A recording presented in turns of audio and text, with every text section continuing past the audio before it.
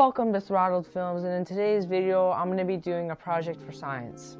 And in today's video I'm going to be playing the role of a park ranger and how climate change will affect the role of Chosen. Also, how the park ranger can slow the rate of climate change. And last but not least, how the park ranger can adapt to the change. So, first things first, how will the climate change impact the ranger? So, for the parks down south, these southern parks will start to experience how plant and animal life cycles are starting to begin earlier in the season. Which means that winter will be done quicker because it's getting old.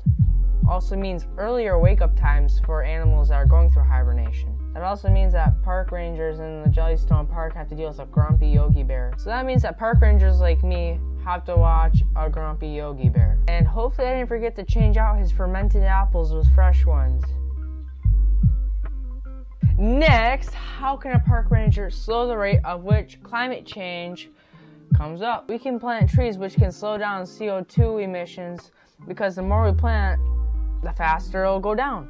Hunting regulations be stricter. Me personally, I do not like the sound of shortened hunting seasons. So when they do reproduce more, for when that food shortage does come because of climate change, well, we could always go hunting because, well, we spent the last 20 years limiting the hunting regulations. The reason why the animals will die off so quick is because they're not meant to adapt like us humans can. Next on our list is put protective gear on the ranger buildings, whatever you want to call them.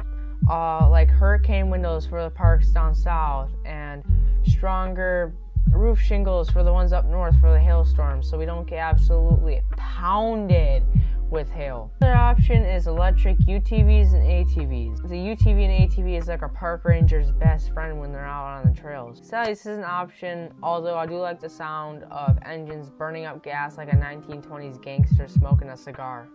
But I guess the environment does come first. Another thing we can do is related to the electric UTVs and ATVs. We can use electric maintenance tools like electric lawnmowers and saws. Again, I love the two-stroke begging for gas to be injected into its pistons to be fired off. But I guess the environment comes first. Last but not least, how can I adapt/survive this climate change? I would make a garden in the sheds or their buildings.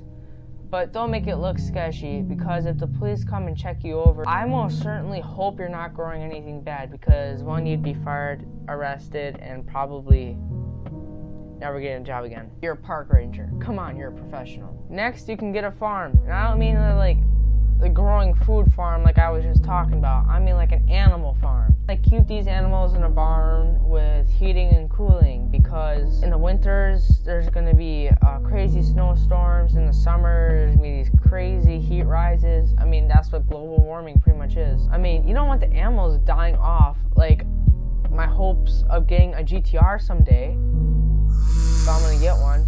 Either way, back on track.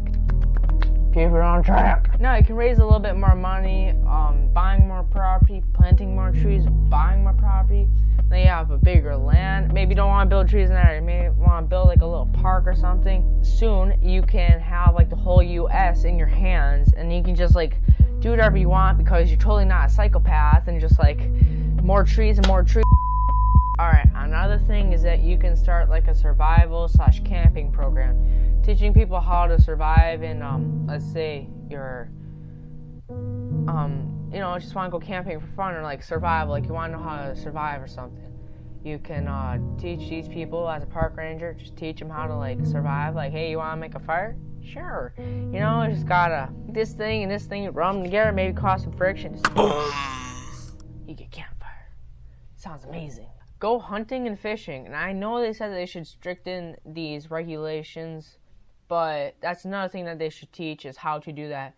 Because what are you going to do when food skyrockets because it's scarce? Like, you're just going to sit there and order a $20 pizza? Just be prepared for the wicked weather that this climate change will bring. Thank you so much for watching this video on climate change for my science class. Leave a like, comment, and subscribe for more. I'll see you in the next one. I'm out!